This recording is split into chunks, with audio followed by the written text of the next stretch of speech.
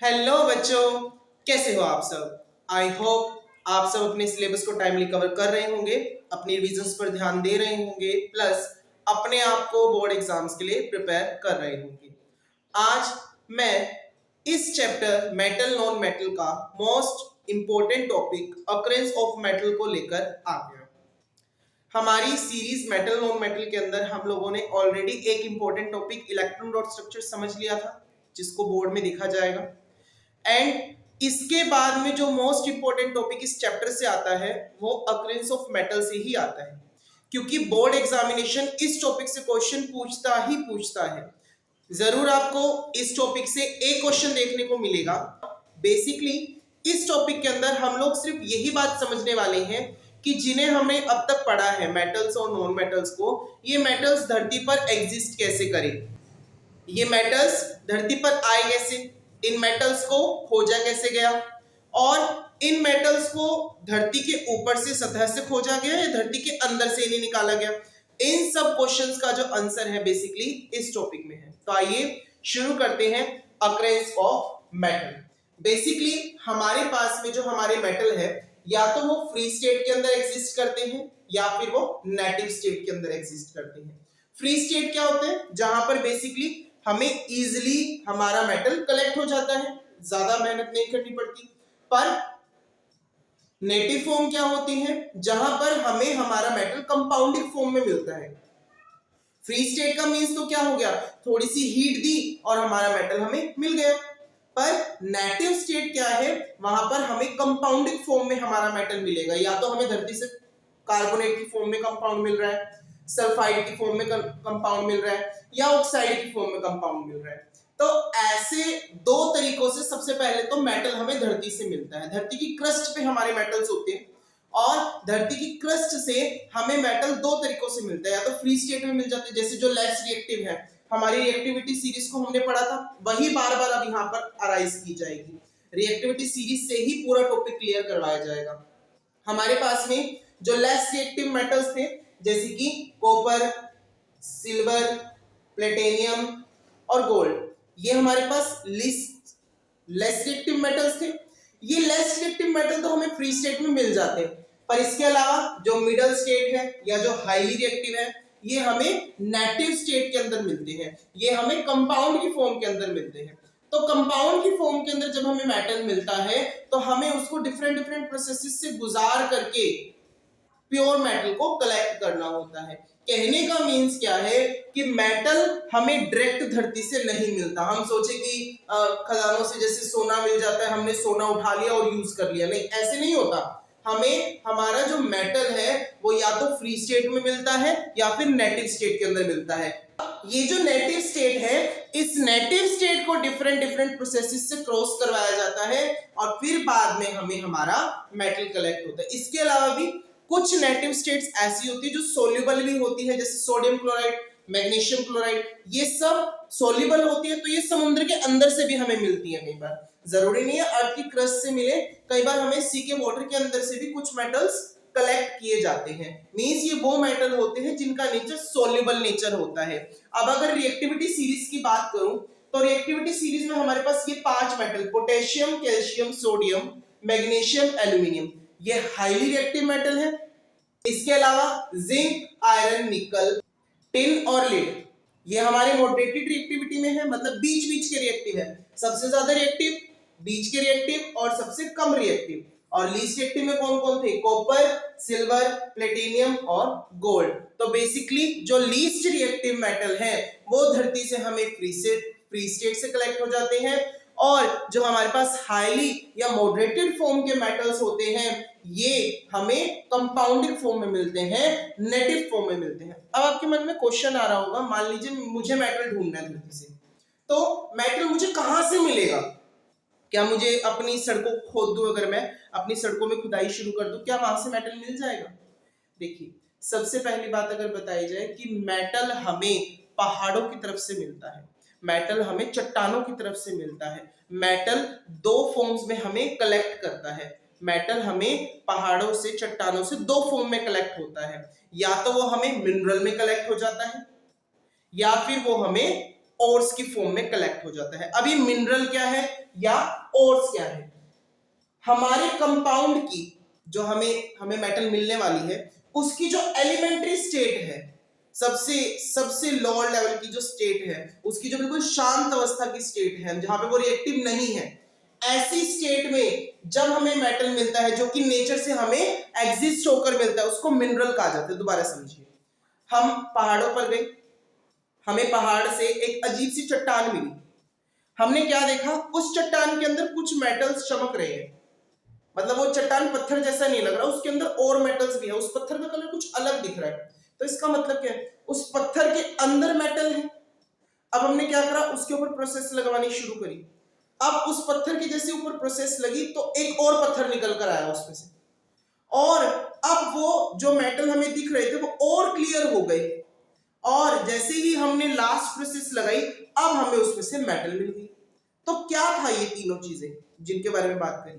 तो जो सबसे पहले आपको पहाड़ से मिला है ना पत्थर, इसे कहते हैं ओर, ORE, ओर। ये ओर क्या होता है?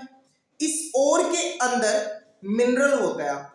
आपने पढ़ा है ना, चट्टानों से मिनरल्स मिलते हैं हमें, लवण तत्व मिलते हैं हमें। तो ये जो हमारा ओर है, ये ओर के अंदर मिनरल है, मतलब ओर एक तरीके की रॉक है, पत्थर है और एक तरीके का, उस ओर के अंदर मिनरल बैठा है।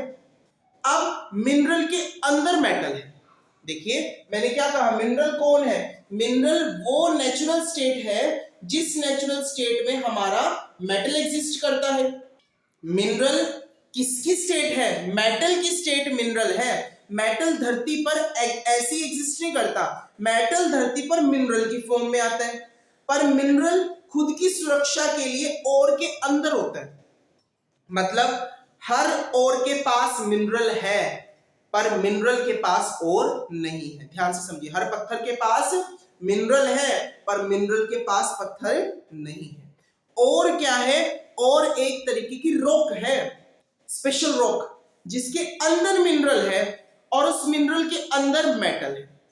तो कहने का मीन्स क्या है, धरती पर जब मेटल एग्जिस्ट करता है तो वो मेटल मिनरल के अंदर होता है और फिर वो मिनरल ओर के अंदर मिलती है। तो जब हम पहाड़ों पे मेटल्स को ढूंढने जाते हैं, चट्टानों में मेटल्स को ढूंढने जाते हैं, तो हमें हमारे मेटल्स डिफरेंट चट्टान के पत्थरों में ही मिलती है। उन पत्थर को क्या कहा? ओर कहा, मतलब एक तरह की रॉक, सैंडी रॉक, उसे क्या कहा? ओर कहा। और उस ओर के अंदर कौन है? मिनरल। तो आप लोग यहां से समझ पा रहे होंगे कि बहुत ज्यादा धूली तत्व मिलेगा हमें, पत्थर मिलेंगे हमें, उन पत्थर के अंदर जाके मेटल मिलेगा। तो हमारे जो मेटल है, वो मेटल जिसके अंदर है उसे तो मिनरल कहा गया है। कहने का मीन्स क्या है कि जो पहाड़ से हमें पत्थर मिला, जिसे हम ओर कह रहे हैं, उस ओर के अंदर मिनरल है। अब ऐसा तो नहीं है ना बच्चे कि वो मिनरल पूरे का पूरा मेटल है, नहीं, उस मिनरल के अंदर मेटल बैठे हैं। इसका मतलब मिनरल के अंदर दो सब्सटेंस है, एक तो हमारा मेटल ही हो गया, एक मेटल के अलावा भी फालतू का सब्सटेंस है जो हमें नहीं चाहिए, उस एक्स्ट्रा सब्सटेंस को गैंग्यू कहा गया है। मींस वो रॉक, वो सैंड, वो फालतू की चट्टान जिसकी हमें जरूरत ही नहीं है, वो फालतू के पत्थर जिसकी हमें जरूरत ही नहीं है, वो सैंड की हमें जरूरत ही नहीं है, जिसे क्या कह रहे हैं हम? गैंग्यू। मींस मिनरल के अंदर मेटल के अलावा जो एक्स्ट्रा सब्सटेंस है, उस एक्स्ट्रा सब्सटेंस को गैंग्यू कहा गया। और मिनरल किसे कहा है? जिसके अंदर हमारा मेटल है। मींस मेटल और गैंग्यू का जो मिक्सचर है वो तो मिनरल है, और हमारा जो ये मिनरल जिसके अंदर आता है, जिस रॉक के अंदर मिलता है, उस रॉक को हम लोग और कह देते हैं। तो ये हमारे पास बेसिक इंट्रोडक्शन था। अब एग्जांपल दूं तो आप लोग अपनी स्क्रीन पर इस पिक्चर को देख पा रहे होंगे, जहां पर डिफरेंट मेटल के डिफरेंट पोर्स दिए गए हैं।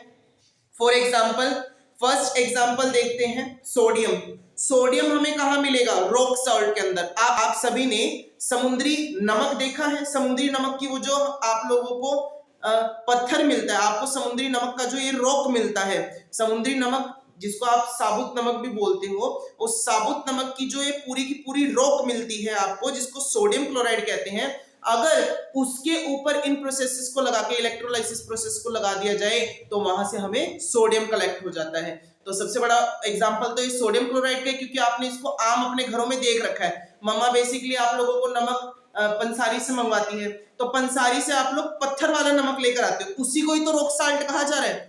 तो वो जो आप रॉक सॉल्ट लेकर आए हो वो तो है मिनरल, उस मिनरल के अंदर आपका मेटल है।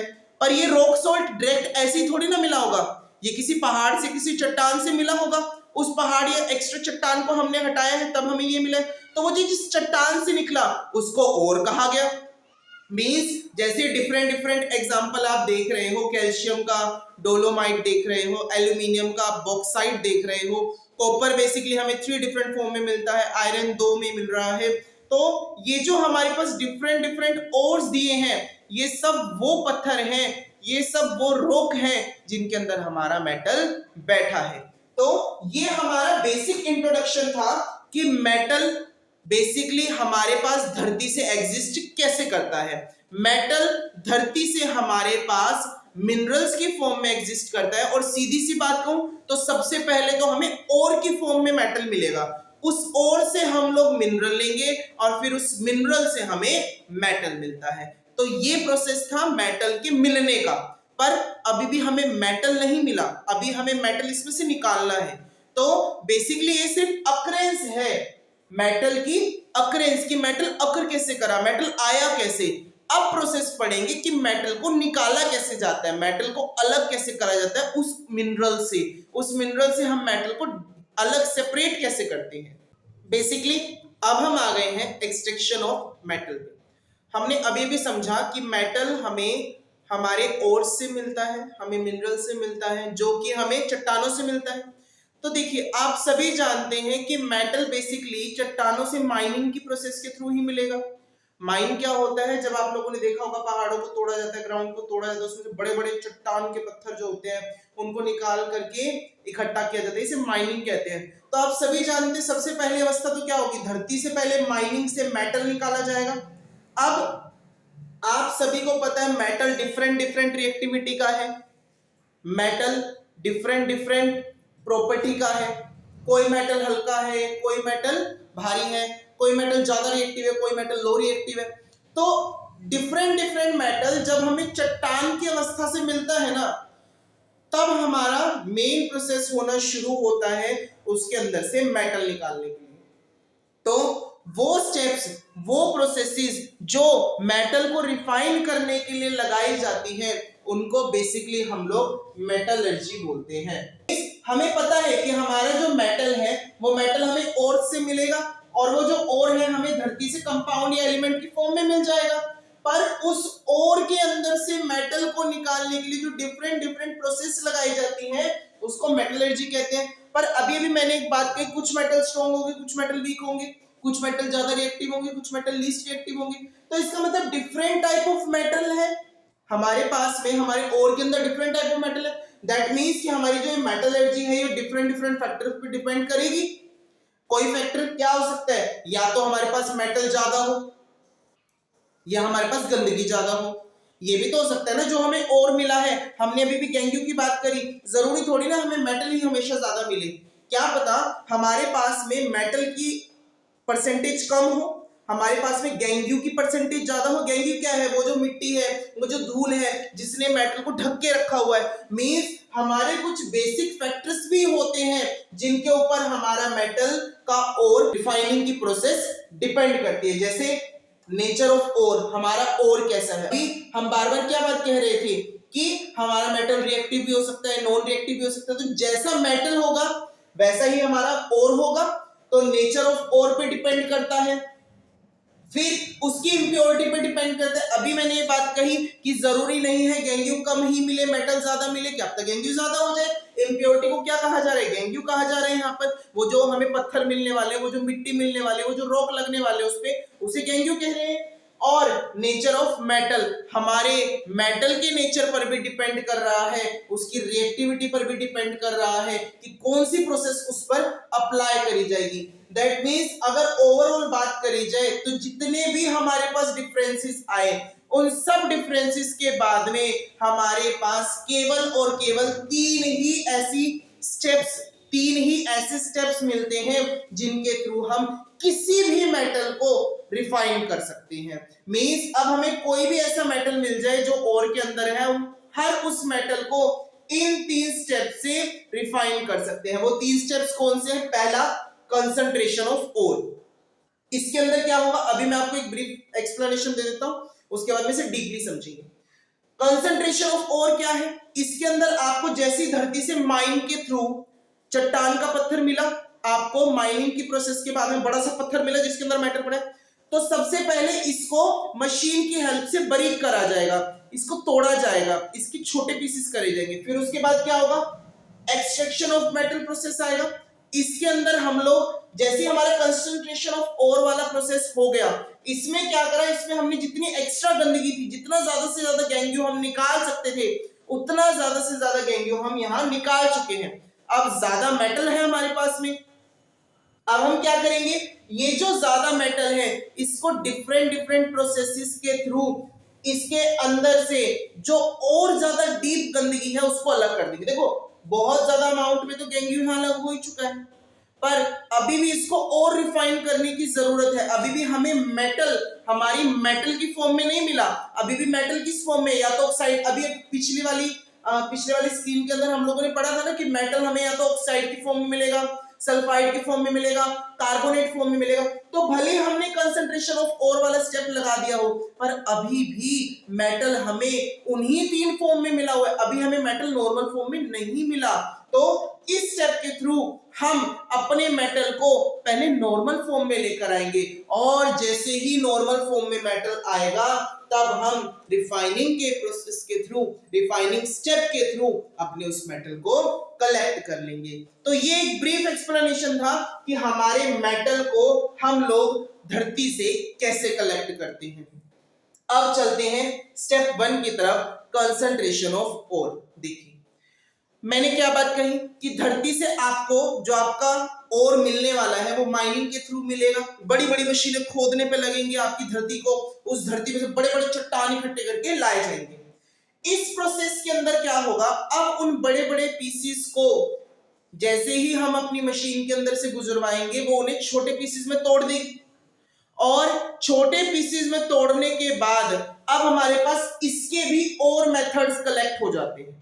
मींस कंसंट्रेशन ऑफ ओर में हमें ओर को तोड़ करके उसके अंदर से मेटल की वैल्यू को बढ़ाना है, कंसंट्रेशन ऑफ मेटल को बढ़ाना है, मेटल की ताकत, ज्यादा नंबर ऑफ मेटल को लाना है, हमने गैंगियो को कम करवाना है। तो जो कंसंट्रेशन ऑफ ओर है इसमें भी हमारे पास डिफरेंट टाइप्स हो जाते हैं। जैसे कंसंट्रेशन ओर में पहला मेथड आता है हाइड्रोलिक मेथड, इसके थ्रू हम हमारे ओर की वैल्यू को बढ़ा सकते हैं। इसमें क्या होता है, आपने जो वो मशीन से अपने ओर को बारीक करवाया, उस ओर के बारीक पाउडर को हाइड्रोलिक चेंबर पर डाल दिया जाएगा, आपके प्लेटफॉर्म पर डाल दिया जाएगा।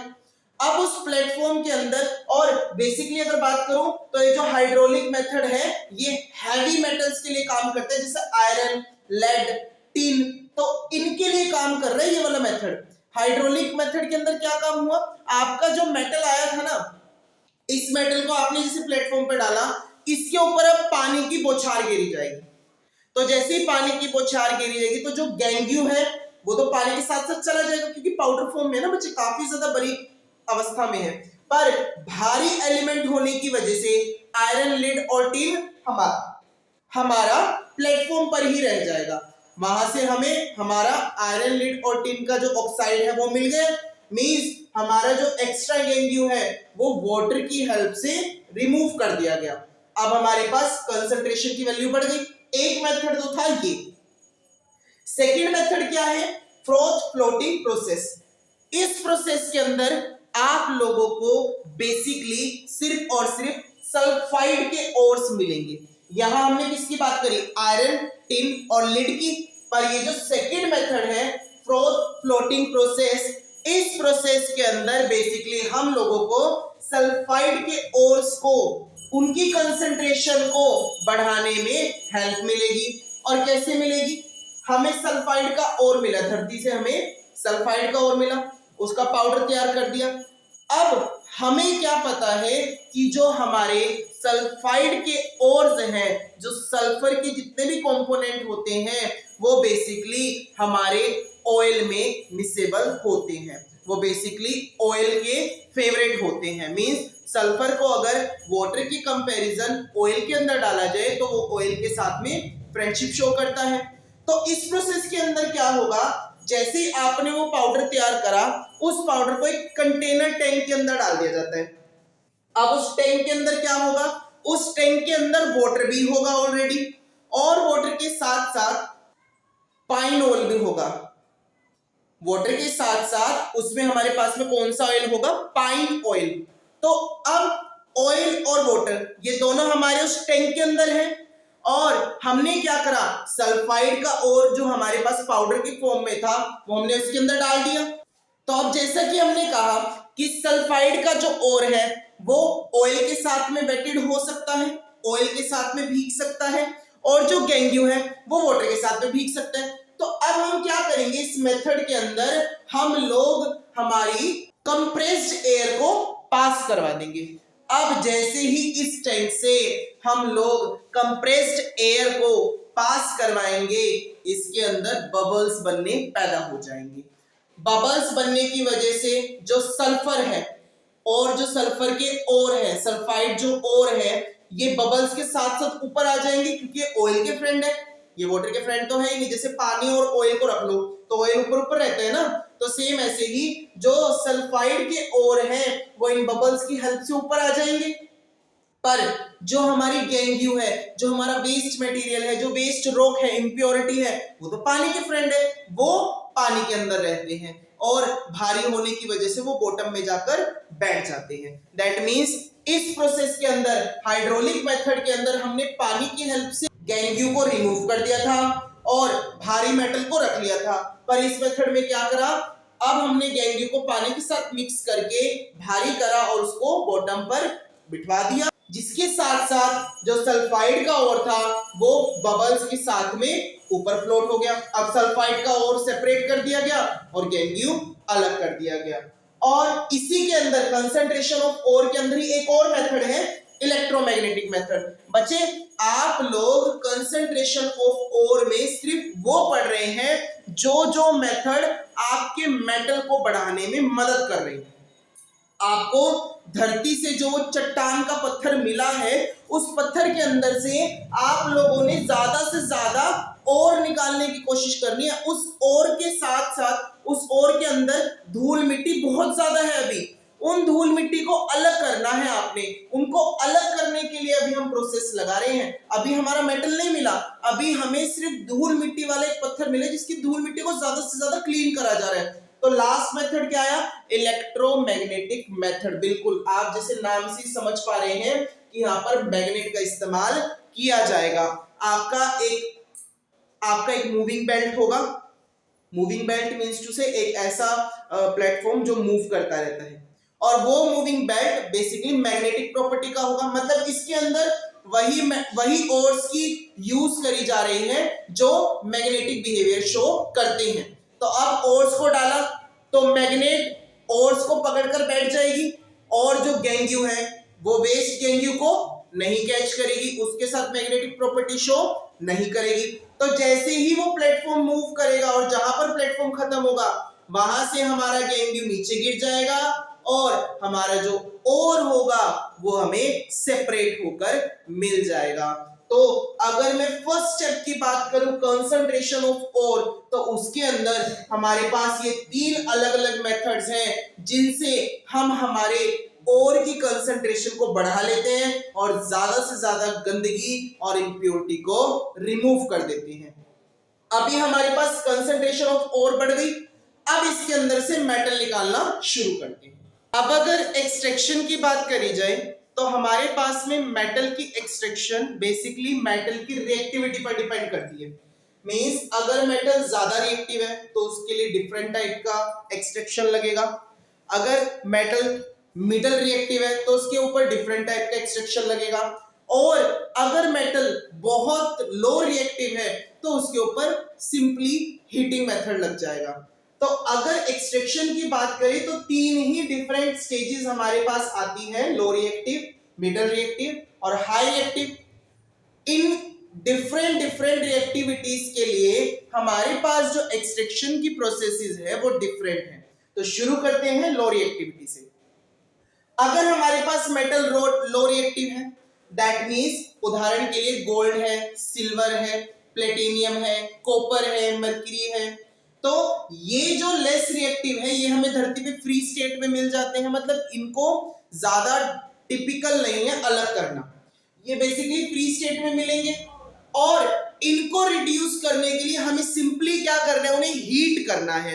अगर मैं बात करूं लेस रिएक्टिव मेटल्स की, तो ये लेस रिएक्टिव मेटल कॉमनली हमें सल्फाइड की ओर में कलेक्ट होते हैं, दैट मींस ये हमें धरती से सल्फाइड के फॉर्म में कलेक्ट होते हैं, मींस ये हमें धरती से मिलेंगे तो उनकी सल्फाइडिक फॉर्म में मिलेंगे। अब इनको अगर इनके अंदर से, इस टाइप ऑफ ओर के अंदर से अगर मुझे मेरे मेटल को अलग करना है तो मुझे सिंपली क्या करना है, हीट करना है। हीट करने से क्या होगा, एक्सेस ऑफ एयर में जब ये हीट होगी तब वहां से सल्फर डाइऑक्साइड रिलीज हो जाएगी।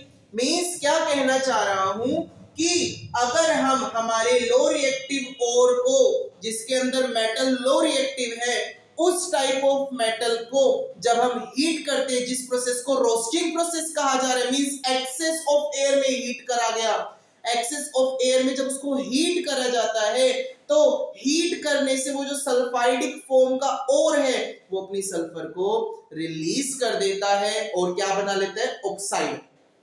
ऑक्सीजन से रिएक्ट करके सल्फर डाइऑक्साइड रिलीज कर देता है गैस की फॉर्म में और ऑक्साइड बना लेता है। अब उस ऑक्साइड को और भी फर्दर हीट करा जाता है जिससे वो ऑक्साइड अपनी उस ऑक्साइडिक नेचर को भी रिलीज कर देता है, अपनी उस ऑक्सीजन को भी रिलीज कर देता है और लास्ट में फाइनली हमें मेटल दे देता है। फॉर एग्जांपल अगर मैं सिनाबार की एग्जांपल लूं, सिनाबार क्या है, बेसिकली मर्क्यूरी का ओर है हमारे पास। इसके अंदर आप देख पा रहे हैं मर्क्यूरी सल्फाइड है, क्योंकि हमने कहा था ये सारे ओर जो है कॉमनली सल्फाइड ओर के फॉर्म में मिलेंगे। हमने क्या करा, इस सिनाबार को एक्सेस ऑफ ऑक्सीजन की प्रेजेंस में, एयर की प्रेजेंस में हीट करा। हीट करने से क्या हुआ, इसकी सल्फर डाइऑक्साइड गैस की फॉर्म में रिलीज हो गई, हमारी जो ये सल्फर डाइऑक्साइड है गैस की फॉर्म में रिलीज हो गई। अब ये जो मर्क्यूरी ऑक्साइड मिला, मर्क्यूरिक जो ऑक्साइड मिली हमें, अब इसको और हीट करवा रहे हैं। और हीट करवाने से क्या होगा, ये जो ऑक्सीजन है ये गैस की फॉर्म में रिलीज हो जाएगी और हमारी मर्क्यूरी हमें कलेक्ट हो जाएगी। अगर कोई डिफरेंट एग्जांपल लूं, फॉर एग्जांपल हमारे पास में कॉपर ग्लैंस है, कॉपर का सल्फाइड ओर है, मींस कॉपर मेटल के लिए जो सल्फाइडिक ओर है, इसको अगर हीट करेंगे, हीट करा तो क्यूप्रस ऑक्साइड बना हमारे पास। अब ये जो क्यूप्रस ऑक्साइड बना है इसको फर्दर हीट करवाया जाएगा और लास्टली हमें कॉपर और ऑक्सीजन अलग अलग फॉर्म में कलेक्ट हो जाएगा। दैट मींस जितना लो हमारे पास रिएक्टिविटी के अंदर मेटल है उतना ही इजीली हम उसको अलग कर पाए सिंपली बाय हीटिंग मेथड। तो ये हमारे पास फर्स्ट स्टेज था जहां पे हमारे पास मेटल की रिएक्टिविटी का है, लो रिएक्टिविटी का। अब चलते हैं मिडल रिएक्टिविटी की तरफ। अब अगर मिडल रिएक्टिविटी की बात करूं तो मिडल रिएक्टिविटी फॉर एग्जांपल हमारे पास में आयरन आ जाता है, हमारे पास में क्रोमियम आ जाता है, मैंगनीज आ जाता है, हाइड्रोजन से ऊपर ऊपर जितने हमारे पास एलिमेंट्स हैं ये लगभग 5 से 6 एलिमेंट्स हमारे हाइड्रोजन से ऊपर मिडल रिएक्टिविटी के अंदर आते हैं। तो जैसे मैंने कहा कि लो रिएक्टिविटी के केस में हम लोग सिंपली हीट कर देते हैं तो हमें हमारा मेटल मिल जाता है, पर मिडल रिएक्टिविटी के केस में ऐसा नहीं होता।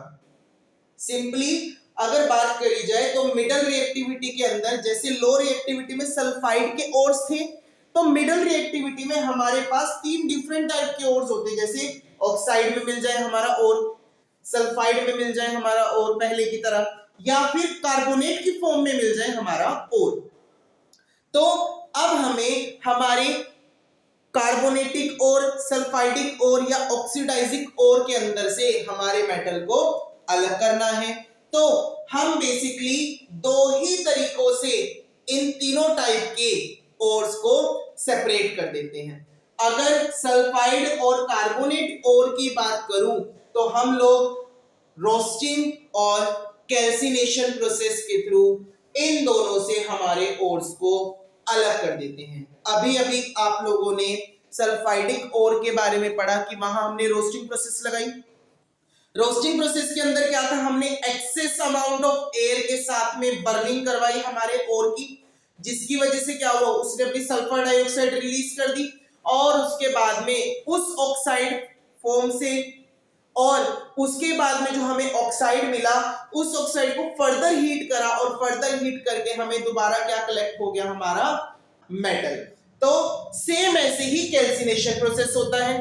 कैल्सिनेशन प्रोसेस के अंदर हम कार्बोनेट के ओर को एक्सेस एयर के अंदर हीट करवाते हैं। सल्फाइड के रोस्टिंग के अंदर क्या था, सल्फाइड के ओर को करा, पर कैल्सिनेशन के अंदर क्या है, कार्बोनेट के ओर को हीट करा जा रहा है। तो फॉर एग्जांपल लिया जिंक कार्बोनेट लिया हमने और जिंक कार्बोनेट को हम लोगों ने हीट करवाया।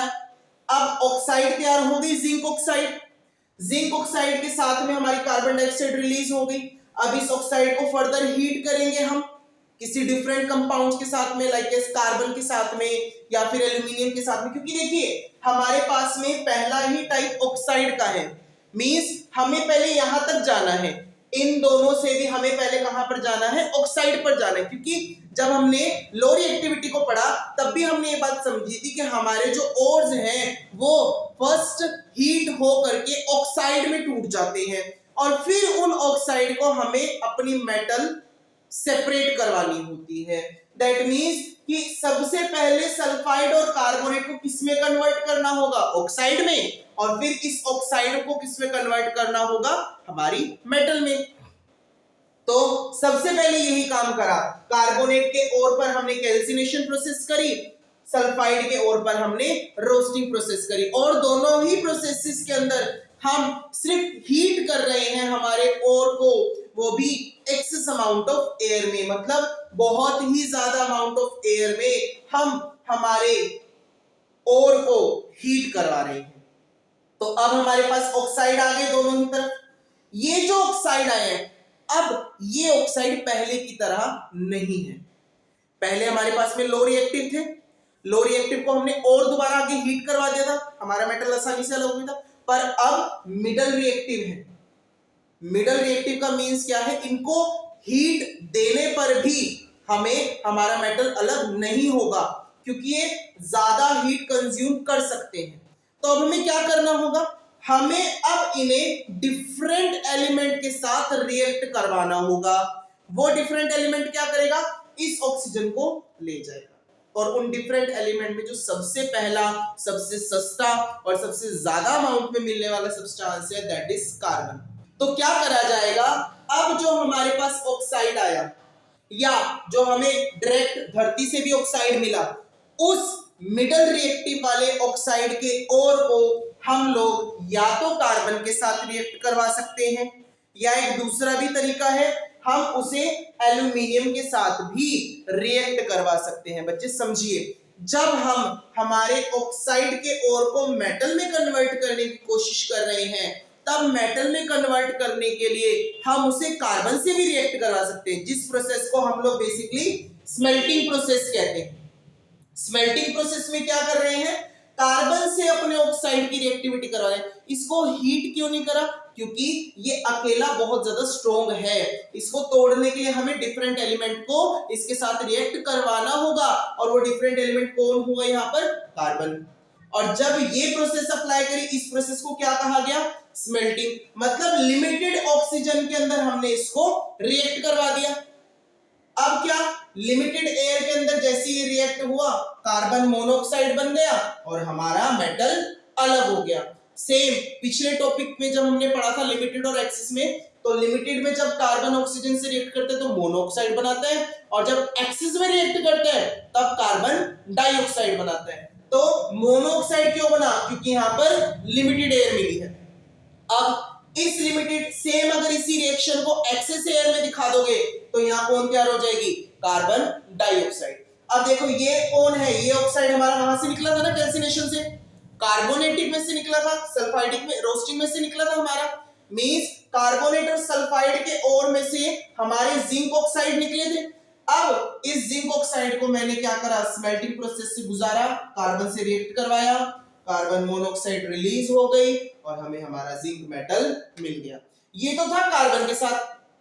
अब कार्बन के अलावा एल्यूमिनियम भी तो हो सकता है, पर एल्यूमिनियम बहुत ही स्पेशल केसेस के लिए है, जैसे मैंगनीज के लिए हो जाए, क्रोमियम के लिए हो जाए, ये इन जैसे स्पेशल मेटल्स के लिए है जो बहुत ही ज्यादा अपनी हीट को कंज्यूम कर सकते हैं।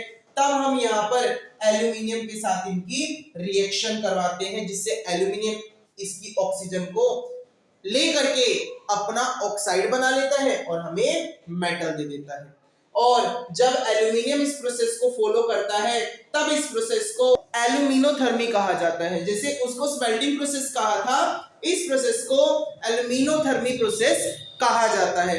आप लोगों ने देखा होगा बेसिकली रेलवे के अंदर जब पटरियां, आप लोगों की पटरी जो होती है, रेलवे के जो ट्रैक्स होते हैं, ये ट्रैक्स ब्रेक हो जाते हैं, उन ट्रैक्स को भी दोबारा से जोड़ने का प्रोसेस किया जाता है। वहां पर भी हम लोग इसी एल्यूमिनोथर्मी का इस्तेमाल करते हैं। वहां पर जो हमारे पास आयरन होती है, उस आयरन को ऑक्साइडिक फॉर्म में कन्वर्ट करके एल्यूमिनियम के साथ रिएक्ट करवाया जाता है और तब आपकी आयरन को दोबारा से वहां पर जुड़वा दिया जाता है।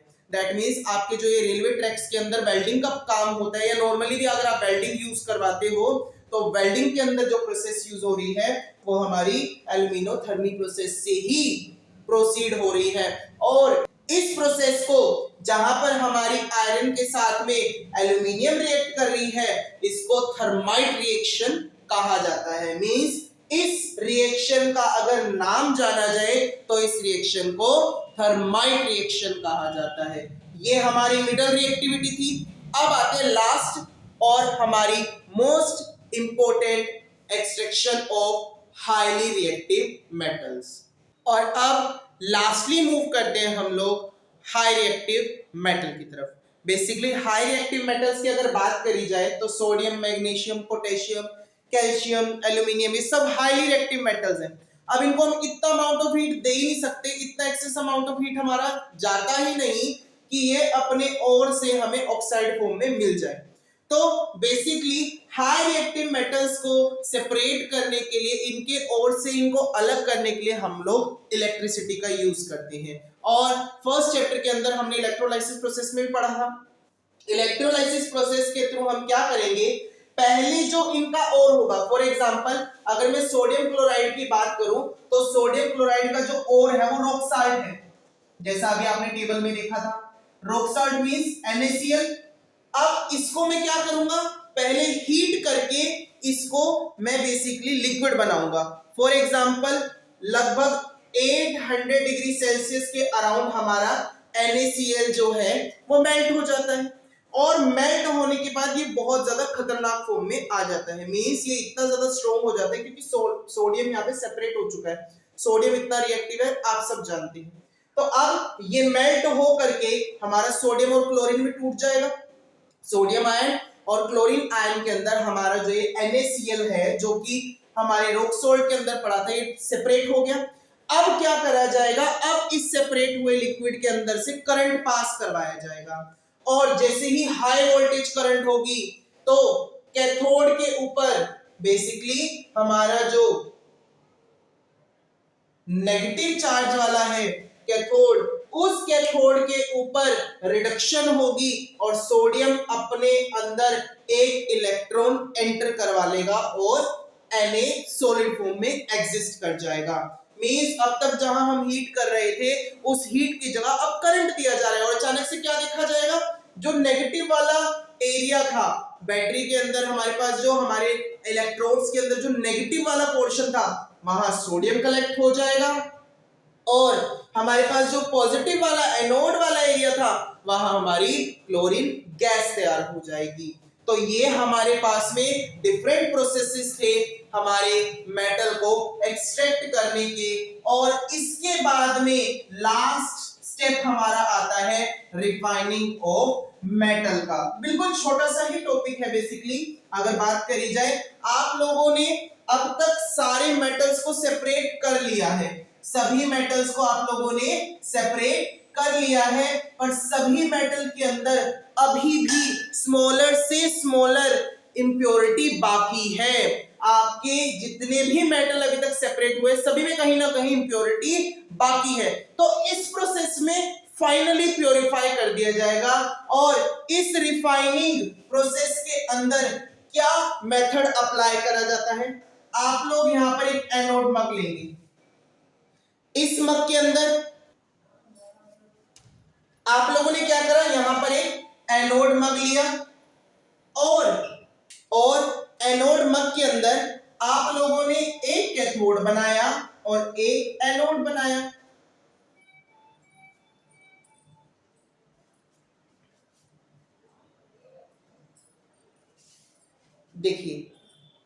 देखिए आपको समझाने वाली बात में अगर बताया जाए, ये मेथड बेसिकली ज्यादातर सभी मेटल्स को प्योरीफाई कर देता है। इस प्रोसेस के अंदर हम लोग वही करंट वाला मेथड इलेक्ट्रोलाइसिस प्रोसेस अप्लाई करेंगे, पर एक डिफरेंट फॉर्म में अप्लाई करेंगे, जिससे हमारी जो बची कुछ इंप्योरिटी भी है वो भी फिनिश हो जाएगी। कहने का मीन्स क्या है, ज्यादा से ज्यादा मेटल हमारे इसके अंदर प्योरीफाई हो सकते हैं। नहीं तो अगर बात करी जाए डिपेंडेंस की, तो ये मेथड भी हमारे मेटल की रिएक्टिविटी पर डिपेंड करता है। पर इस मेथड के अंदर हम करेंगे क्या, इस मेथड के अंदर हम करने क्या वाले हैं, हमने एक इम्प्योर मेटल ली। ये जो आपको बड़े वाली रोड दिख रही है ना, ये वो मेटल्स है जो आपने अभी तक निकाले हैं। मान लो जिंक निकाली थी, सोडियम निकाला आपने, तो इन सब मेटल के आपने अलग एक एक करके होगा, ऐसा नहीं होगा सबको मिक्स कर दिया, नहीं। एक मेटल लिया, मान लीजिए एल्यूमिनियम ले लिया, अब इस एल्यूमिनियम की आपने रोड बनाई और ये इम्प्योर है, इसके अंदर इम्प्योरिटी है। अब इस इम्प्योर मेटल की रोड बनाई, और जो मेटल यहां लिया, यहां एल्यूमिनियम लिया है ना, तो यहां पर भी आपका एल्यूमिनियम ही है, पर किस फॉर्म में, प्योर फॉर्म में। आपका यहां पर एल्यूमिनियम किस फॉर्म में है, प्योर फॉर्म में है। अब यहां पर सॉल्यूशन है जिसके अंदर ऑलरेडी सोल्ट्स डले हुए हैं, ताकि करंट ज्यादा से ज्यादा प्रोड्यूस करवाया जा सके। और बेसिकली अगर बात करूं तो यहां पर बैटरी भी कनेक्ट है। अब क्या होगा, जैसे ही हम करंट की स्विच को ऑन करवाएंगे, हम अपने प्लग को ऑन करवाएंगे, तो यहां से हमारा जो ये इम्प्योर मेटल है, इस इम्प्योर मेटल में से जो मेटल है वो मेटल सोल्यूबल अवस्था में यहां मूव करने लग जाएगा। करंट देने की वजह से, इलेक्ट्रिसिटी देने की वजह से हमारी जो मेटल है वो सोल्यूबल होने लग जाएगी। सोल्यूबल हो करके वो सोल्यूबल फॉर्म में प्योर की तरफ मूव करेगी, और प्योर की तरफ मूव करते समय जो जो इंप्योरिटी है वो यहां गिरने लग जाएगी। जो अभी भी हमारी गैंग्यू बची है वो गैंग्यू हमारी बॉटम पर गिर जाएगी, और जो प्योर मेटल है वो प्योर मेटल हमारी प्योर की तरफ अट्रैक्ट हो जाएगी। अब यहां पर जैसे जैसे करंट पास करवाते रहेंगे, वैसे वैसे हमारा जितनी भी इंप्योरिटी है वो जमीन पर गिरती जाएगी, और बिल्कुल प्योर मेटल हमारी प्योर वाले इलेक्ट्रोड की तरफ अट्रैक्ट होकर सबमिट हो जाएगी। इस तरीके से हम लोग इस रिफाइनिंग ऑफ मेटल प्रोसेस की हेल्प से हमारे मेटल को प्योरेस्ट फॉर्म के अंदर कलेक्ट कर पाते हैं, जो कि हमारा लास्ट स्टेप था। एग्जांपल देकर के समझते हैं। फॉर एग्जांपल, एल्यूमिनियम लिया हमने, एल्यूमिनियम इम्प्योर फॉर्म में था। अब इसके अंदर से जैसे ही करंट पास करवाया तो इसने अपने इलेक्ट्रॉन रिलीज कर दिए, और इलेक्ट्रॉन रिलीज करने पर ये बेसिकली किस तरफ था, हमारी पॉजिटिव की तरफ था, पॉजिटिव की तरफ था। दैट मींस ये हमारा एनोड वाला एरिया है। तो एनोड वाले एरिया पर क्या हुआ, जैसे ही करंट दिया तो हमारे मेटल ने इलेक्ट्रॉन रिलीज करने शुरू करे। आयंस की फॉर्म में आ गया। आयंस सोल्यूबल प्रॉपर्टी के अंदर होता है। आयंस हमारा इतना छोटा होता है, आयन हमारा इतना छोटा होता है कि वो सोल्यूबल फॉर्म में होता है। तो अब आयन हमारा प्रोड्यूस हो गया। जैसे ही आयन प्रोड्यूस हुआ, ये किस तरफ मूव करा? कैथोड की तरफ मूव करा। कैथोड की तरफ जैसे हमारा आयन गया, वहां दोबारा प्योर मेटल से मिलने पर उसने अपने वही इलेक्ट्रॉन वापस ले लिए और खुद प्योर फॉर्म में आकर वापस हमें कलेक्ट हो गया। दैट मींस क्या हुआ? सिंपली एनोड से इम्प्योर मेटल टूट करके प्योर तक गई और प्योर से हमें दोबारा हमारी मेटल कलेक्ट हो गई। प्योर हमारी मेटल कैथोड पर हमें कलेक्ट हो गई। आई होप ये most important topic occurrence of metal आप सभी लोगों को समझ आ गया होगा। जानता हूं बहुत बड़ी वीडियो हो गई है, पर आप लोगों को बताऊं, जो आपको ये कहते हैं कि हाँ 2 मिनट में 1 मिनट में आप ये पूरा मेथड समझ लोगे, शॉर्ट वीडियो के अंदर आती है बहुत सी शॉर्ट वीडियो, ट्रिक से आप इस मेथड को समझिए। बच्चे, अगर आपको डीपली नॉलेज में जाना है तो आपको पूरी वीडियो देखनी ही पड़ा करेगी। आप अगर ये सोच रहे हैं कि शॉर्ट वीडियो देख करके आप पूरा टॉपिक समझ सकते हैं, दैट यू ऑल आर रोंग। आपको अगर प्रॉपर नॉलेज चाहिए तो आपको पूरा A to Z समझना होता है। शॉर्ट वीडियो आपको कभी भी प्रॉपरली हेल्प नहीं करती। पहले आपको अपना बेसिक ज्ञान स्ट्रॉन्ग करना ही पड़ता है। आई होप आपको आज का ये मोस्ट इंपोर्टेंट टॉपिक समझ में आया होगा। कहीं गलती हुई हो तो कमेंट बॉक्स में शेयर जरूर करिए, क्योंकि आपकी प्रॉब्लम्स को सोल्व करना ही मेरा मेन वर्क है। आपकी प्रॉब्लम्स का सोल्यूशन लाना ही मेरा मेन वर्क है। आपकी कंसेप्ट्स को क्लियर करना ही मेरा मेन टॉपिक है। Thank you class.